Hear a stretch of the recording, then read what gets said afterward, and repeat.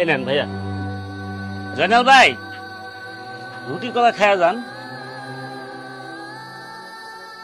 না ভাই, তেমন একটা খিদা নাই। আরে টাকা লাগবো না, এমনি খায়া যান। না থাক। একটা সন্তান যদি ভালো না হয়, সে বাবা মার যে কত কষ্ট হয় তার জ্বলন্ত প্রমাণ এই লোকটা।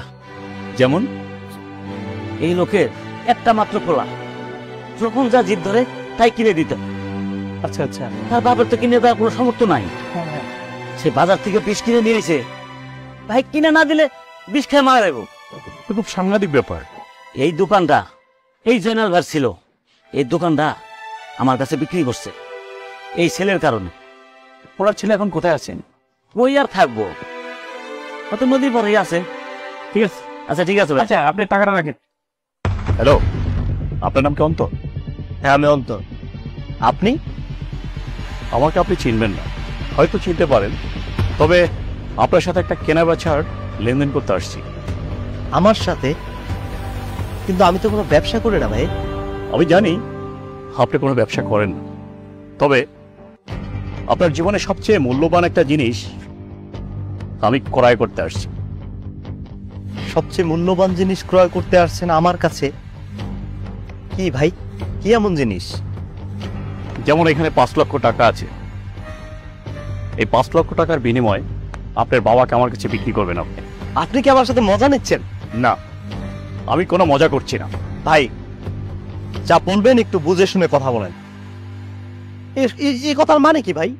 দেখুন, আমি একদম সুস্থ জ্ঞানে বলছি, আমি আপনার বাবাকে এই 5 লক্ষ টাকার বিনিময়ে কিনতে আসছি। আপনার বাবাকে আমার কাছে বিক্রি করে দেন আপনি। ভাই দেখেন, মটকাটা গরম করবেন না, আপনি কিন্তু ধৈর্যের সীমা ছাড়িয়ে যাচ্ছেন ভাই। কুল ম্যান, কুল। লাগছে? হ্যাঁ লাগছে এখানে?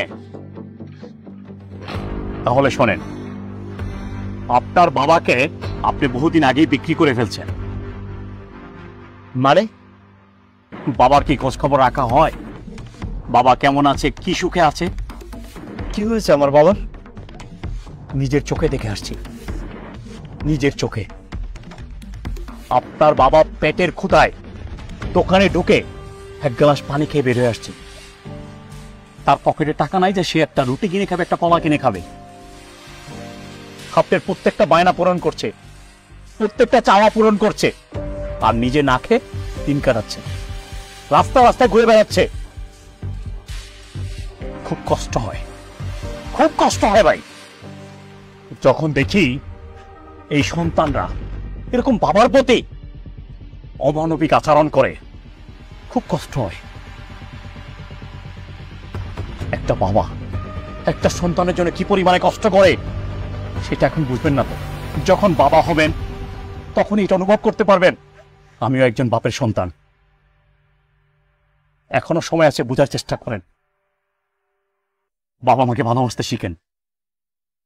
আর কিছু বললাম না।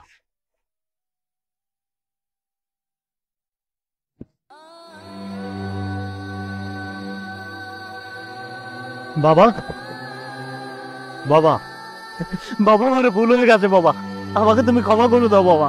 ভুল, ক্ষমা? আমি তো কিছুই বুঝতেছি না বাবা। ওর তো ওর কি হয়েছে? বাবা, আজকে আমার জন্য তোমার এই অবস্থা বাবা। বাবা আমাকে তুমি ক্ষমা করে দাও, আমাকে তুমি ক্ষমা করো। বাবা, ও বাবা, শুধু শুধু তুই মন খারাপ করিস না।